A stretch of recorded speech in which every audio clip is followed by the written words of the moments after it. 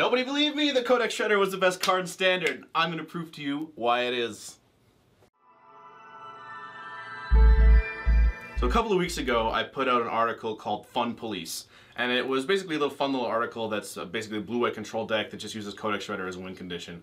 And people loved it, so I decided that I'd take it to game day to see if it actually worked out. So I took it to FNM and then took it to game day.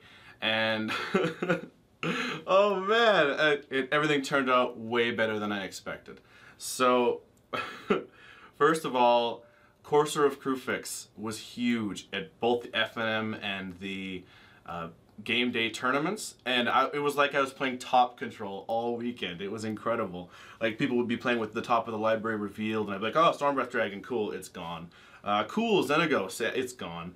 One guy was playing Bant control, and in game 1, I made him draw all of his land, and in game 2, I made him draw none of his land. And he was upset, and it was so good because in game 3 against this Jund player, I played my Codex Shredder on turn 2, and on his turn 2, he abrupt decayed it. I got a Codex Shredder abrupt decayed in a tournament. So, and people were siding out their Courses of Crewfix, and it was hilarious. So I'm just gonna go over the deck real quick. 4 Sphinx's Revelations. I only have 1 here because I had to give most of them back. 4 Detention Spheres. 4 Jace Architect of Thought because he's amazing. 4 Supreme Verdict because boom. 4 Dissolve because it's nice not letting people do things. Same reason for 2 Syncopates. 3 Last Breaths. I probably would have run 2. Looking back, the meta had a bunch of 3 power creatures like Lifebane Zombie and Brimiz and all those guys. So I probably would have cut down on the Last Breaths and up somewhere else. I don't know. 4 Azorius Charms because this is insane with Codex Shredder. Like, the best. And I'll get this out of the way right now. I wasn't going to run any Elspeth Sun Champions. Wasn't going to do it because it was against the idea of the deck, but as I was sleeving up the deck for the tournaments, my wife opened up a foil one. So I took it as a sign, and I'm going to play it. So I played it, and I barely ever won with it. I think I won 2 games in 2 tournaments with it. Because your real win condition is like the 2nd, 3rd, 4th, and 5th Sphinx Revelation, and like the 7th Verdict and the 19th Counterspell because of this guy, Elixir of Immortality. You only need 1. All-star of the deck, Codex Shredder. I won easily twice as many games with Codex Shredder as I did with Elspeth. This card is insane, bonkers, nuts. It does everything you want it to do. Turns Azorius Charm into a real removal spell.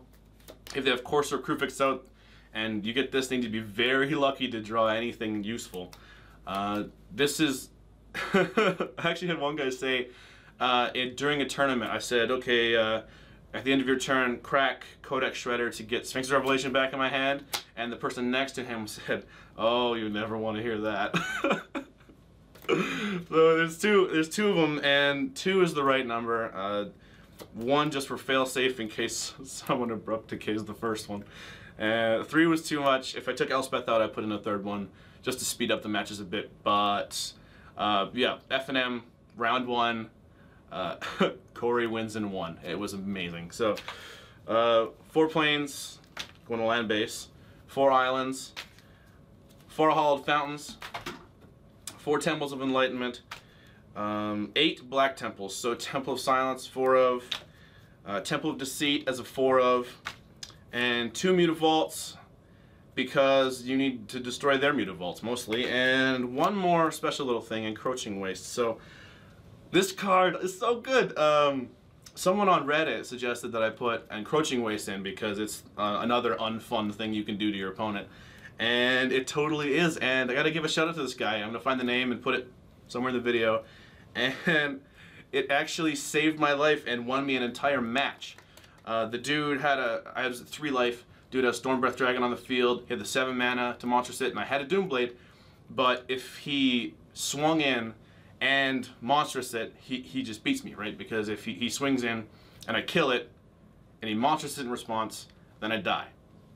Or if he monstrous, yeah, it's just bad all around, right? So during his main phase, I had to Encroaching Waste one of his land, so that he was forced to monstrous it then. And then I could Doomblade it in response to the monstrous and completely blow him out. And from that on, I actually top controlled him to death with Codex Shredder. So awesome, just awesome. I'll find the sideboard I ran at game day. Sideboard's right here. One Revoke Existence, super awesome against Underworld Connections, super awesome against the new gods, lots of good stuff. And Encroaching Wastes is amazing against Underworld Connections too. It's just so good. It's like, Underworld Connections is like, nope. And now you're down a land too, so sorry buddy. One Archangel of Thune. I'd probably run 2, but I only have 1, so I only ran 1. But there was one game when I had him out against Blood Baron, with Blood Baron. So I had 3 Blood Barons on the sideboard. I had 2 Blood Barons out and an Angel of Thune. You swing in with 3 separate lifelink triggers. Your opponent, they can't do anything about it. It's disgusting. 3 Doom Blades. These are for the big threats to mono blue. This is, or blue white. Sorry. This is like the Mistcutter Hydras. This is the Stormbreath Dragons. All that jazz. 2 Dark Betrayals, 1 Notion Thief, and I never played the Notion Thief, but someone played it against me and got to draw 5 cards, and then I still won with Codex Shredder. So that's a card. I'm thinking of I started playing this card differently. I just put it out. I just put it out against Blue Control on turn 4 when I have 4 mana. I just put it out, and then they have to deal with it and then draw cards. It's like they'll never Sphinx's Revelation into your open mana because you're gonna counter it. And if this guy's just out, it's just one more hoop they have to jump through before they can get ya. I ran 1 Pithing Needle. This is good against Maze's End. That's about it. Encroaching Wastes, also good against Maze's End. It's like the little toolbox synergy things just really paid off all tournament. 1 Negate because I have a foil one, and it's good against other control decks. 1 Thoughtseize because I have a foil one, and because it's good against control decks. And 1 Chase Memory Adept because it's, again, good at Maze's End, and Maze's End is the best matchup against us, so, yeah. Other notable decks, like I saw one guy at the game day who was running this really cool black-white life gain deck with that thing that makes 4 angels if you gain 4 life. That was pretty good. That guy, I think he didn't quite make the top 8, but he was close. And the gentleman from the Mana Deprived podcast was there, and he was playing this Esper mid-range deck. It was really cool. It had like a Farah and pack rat in it, and you get to like draw cards both ways with the Farah. Oh, it's really cool. Anyways, things turned out very well. Fun Police did swimmingly. It was great, and still no one believes me that Codex Shredder is amazing. You have to play Codex Shredder in blue-white, at least one of them. It breaks the mirror wide open. It draws you a card out of your graveyard, so you have an infinite hand size. You always have the answer you need at any time, and that's exactly what Control wants to do. I need to start seeing more people go 4-0 in dailies with Codex Shredder in the deck because it is awesome. I've only seen 1 person do it since I put the article out. But do it. You'll win. You'll win a lot. It's going to be great.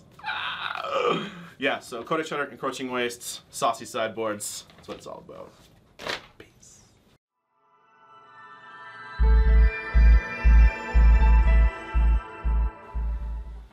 Oh, one more thing.